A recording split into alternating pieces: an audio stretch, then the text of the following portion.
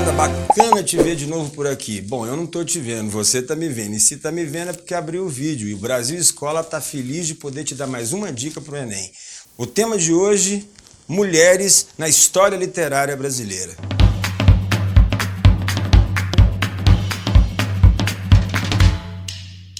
Moçada, esse tema é farto. Graças a Deus nós tivemos um discurso sobrevivente da mulher no tempo que se fez literatura, que se fez verso, que se fez romance, que se fez conto, que se fez crônica. Na verdade, esse histórico que a mulher experimenta, não digo na história brasileira apenas, na história universal, de ser sufocada por cenários machistas, patriarcais, criou já naturalmente na mulher um instinto sobrevivente. Uma voz que, reprimida, sonhava o momento de vir à tona. Vir à tona para poder mostrar a voz que nela habitava. E isso vai se identificar numa série de autoras ao longo da história da literatura, eu diria da literatura universal. Mas eu queria particularmente lembrar que o Enem se preocupa em destacar autoras significativas de nosso histórico literário. Podia hoje tratar de Clarice Lispector, Lígia Fagundes Telles, Marina Colasanti, a eterna Raquel de Queiroz, seja na prosa, Cecília Meirelles, eu não posso esquecer, tem outras, né? A gente corre o risco sempre de ser injusto, mas essas autoras, esses nomes extremamente fortes, deixaram um legado na poesia, no conto, no romance, em vários gêneros textuais e evidenciando muitas vezes esse tom libertário, esse tom que tira de dentro da alma todas as feridas que o tempo legou às mulheres, que elas acabam assumindo a liderança, a chance de libertá-las. O texto literário passou a ser um retrato de mulheres que guardavam em si muito de voz, que queria sair, que queria se anunciar. Esses diversos exemplares da nossa literatura têm cada uma abordagem que a gente pode, em eventuais situações, trazer em destaque. Hoje eu identifiquei numa prova do Enem e trouxe a questão para a aula uma autora que eu acho extremamente delicada, afetiva e tem esse tom prosaico da arte moderna e contemporânea. Quando eu falo tom prosaico, é aquela capacidade de ser singela, sem deixar de ser profunda naquilo que apresenta.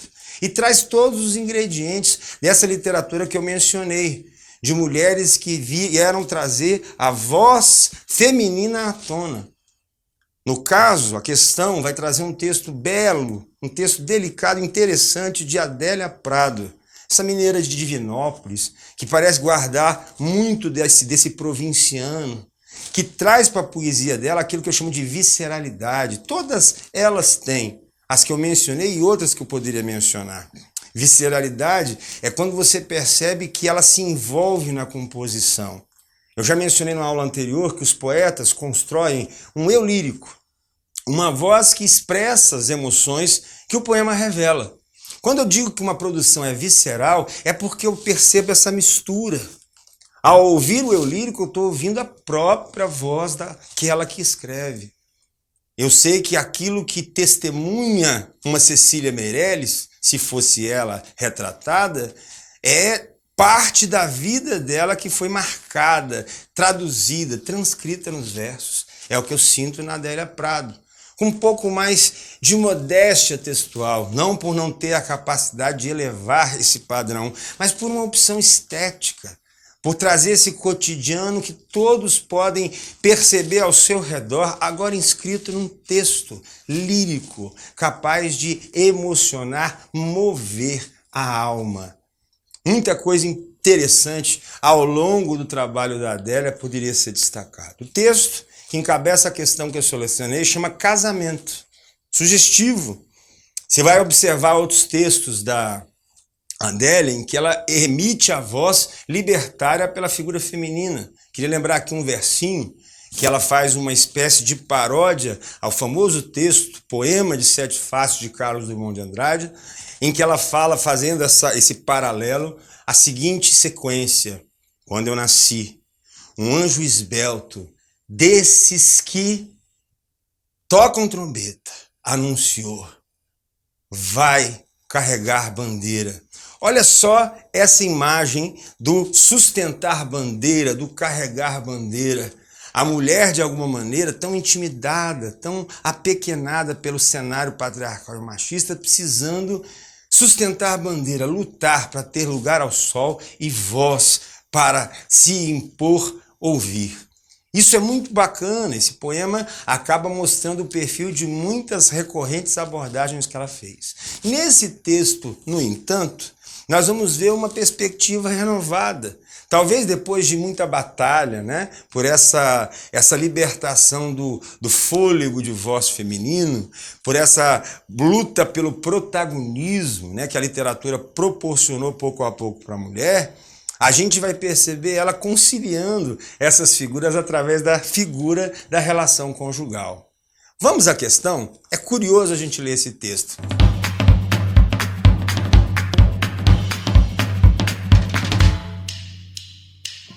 Fica ligado, moçada. Casamento. Há mulheres que dizem: meu marido, se quiser pescar, pesque, mas que limpe os peixes. Eu não. A qualquer hora da noite me levanto. Ajudo a escamar, abrir, retalhar e salgar. É tão bom. Só a gente sozinhos na cozinha. De vez em quando os cotovelos se esbarram. Ele fala coisas como: este foi difícil. Prateou no ar, dando rabanadas. E faz o gesto com a mão. O silêncio de quando nos ouvimos a primeira vez atravessa a cozinha como um rio profundo. Por fim os peixes na travessa. Vamos dormir. Coisas prateadas espocam. Somos noivo e noivo. Perceberam que delicadeza de texto? Moçada, é tão bacana a gente ver essa pluralidade de abordagens textuais no Enem, a fertilidade de nossa literatura e a versatilidade dela. Agora a gente está diante de um texto que me lembra, sei lá, Cora Coralina.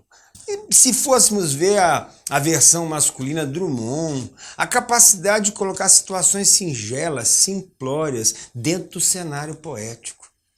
Muito difícil para os autores mais clássicos, mais antigos, mais engessados, perceberem essa possibilidade, esse encaixe, entender que o cenário da poesia é para onde a vida se revela. E aqui, numa cozinha, durante a limpeza do peixe pelo marido e pela esposa. Adélia, nesse ponto, ou nesse texto, ela supera qualquer discussão de ordem feminista, qualquer tentativa de defender a figura feminina de algum tipo de sufoco. Provavelmente ela se sente já aeróbica, respirando, além de patriarcalismos e machismos. Ela com certeza empreendeu isso, como as vozes femininas de nossa literatura justamente empreenderam em muitos momentos em que esse sufoco era notório e indiscutível. Mas aqui não. Aqui ela concilia. Ela assume ao lado do marido um dever que outras davam aos seus maridos, indispostas com essa mania dele pescar, com esse cheiro talvez que ele carregue, com essa tarefa que ele traz para o outro, para outra. Olha só que importante nós percebermos isso. Ela se achega, descrevendo isso como cena simples, mas ganhando lirismo, afetividade. Enquanto eles limpam, ele comenta da pescaria, os cotovelos se tocam, existe um silêncio afetivo que ela faz com que ela se lembre do noivado, dos primeiros momentos do amor. Ela está celebrando essa integração entre marido e mulher, ao ponto de relembrar o noivo e a noiva, essencialmente a convivência harmônica ideal de um homem e de uma mulher. E ela resolve trazer isso para o plano poético para mostrar isso como uma expressão de beleza que a própria mulher quis alcançar, mas sufocada foi pelo homem. E o homem talvez não tenha desfrutado disso, porque sufocou a mulher, e ela acaba conciliando esses mundos. Acho esse texto belo, e talvez a melhor expressão do que a gente sonha que seja um casamento. Vamos ao enunciado. Adoro me deleitar com esses versos, mas vamos objetivamente saber como nós gabaritaríamos essa questão. Viu? Prosaísmo, singeleza, a condição provinciança da menina de Divinópolis aparecendo aqui sem se sofisticar, mas significando e fazendo a gente sentir com extrema delicadeza. Vamos lá. O poema de Adélia Prado, que segue a proposta moderna de tematização de fatos cotidianos, apresenta a prosaica ação de limpar peixes, na qual a voz lírica reconhece uma. Letra A. A expectativa do marido em relação à esposa. Parece até que ela apresenta uma surpresa ao marido, porque ela contraria a expectativa da maioria dos maridos, que é a indisposição da mulher, se propondo a integrar-se à ação de limpar os peixes e se aproximar daquele convívio, dar ouvidos, às anedotas, àquilo tudo que aconteceu durante a pescaria. O assunto masculino é para ela uma chance dela ver-se próxima daquele que ela ama e quer revelar. Então não tem nenhuma expectativa dele, ele se surpreende com essa expressão de uma mulher diferente daquelas que, raivosas, se indispõem com o mundo masculino. Letra B. Imposição dos afazeres conjugais. Ninguém impõe nada a ninguém aqui. Inclusive, ela não reveste-se desse discurso, vamos dizer assim, reativo, de que se o marido quiser pescar, ele que limpe os peixes. Não existe imposição de nada, existe voluntarismo. Talvez porque ela enxergue uma oportunidade de serem os dois, quem sabe uma só carne, brincando, um só peixe. Segue, C. Disposição para realizar tarefas masculinas. Ela está na disposição não propriamente de realizar uma tarefa masculina, mas para dividir uma tarefa com o marido, porque isso acaba em afeto, em cotovelos que se tocam. Também descartamos. Dissonância entre vozes masculina e feminina. Absolutamente, aqui eles se harmonizam. Aqui homem e mulher estão lado a lado, conjugados, casados, como a palavra pressupõe. Letra E.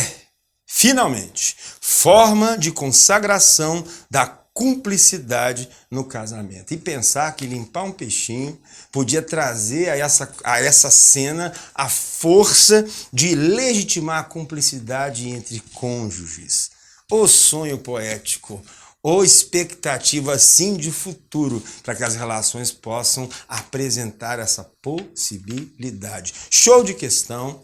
Visualização interessante sobre esse termo da poesia, que é essa cena cotidiana mais prosaica, mais provinciana, mais singela, sem sofisticação, sem nenhum tipo de afetação, mas onde o afeto é prestigiado, sobretudo colando rivais que o patriarcalismo e o machismo estabeleceu na rebeldia feminina de tantos tempos, porque ela se sentia sufocada. E aqui Adélia respira, e respira lado a lado com seu amor.